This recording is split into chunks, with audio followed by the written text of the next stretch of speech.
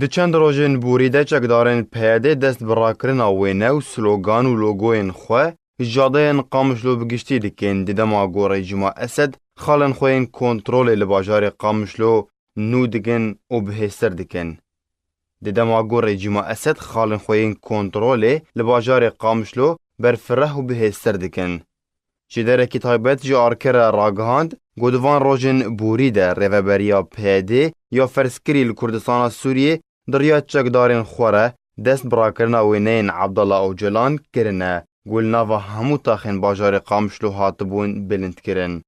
Wî jê derî her wiha got çekdarên PYD berê xwedanîweyekê jî got wêneyên hemû pakrevan û serkirdeyên xwe rakin. Her wiha logoyên YPG û YPJ jî ji nava yarîgeha Qamişlo rakirin û cihê wê bi rengê spî boyax kirin.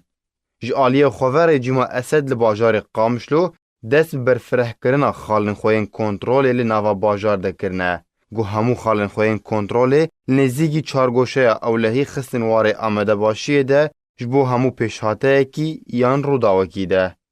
Rojana rejîma Esed kar û çalakiyên xwe li tevahiya Rojavayê Kurdistanê birêve dibe. Li hemî bajar û bajarokên Kurdistana Sûriyê di hemû warên civakî û siyasî û leşkerî û tenduristî de.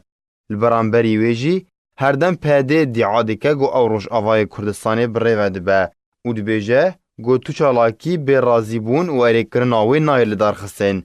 Lê rejîma Esed berdewam e di karên xwe de bê got tu astengî ji wan re were çêkirin. Bi tenê PYD êrişî Encumena Niştimaniya Kurd li Sûriyê dike û çalakiyên wan qedexe dike û kadir û serkirdeyên wan diravîne û binçav dike.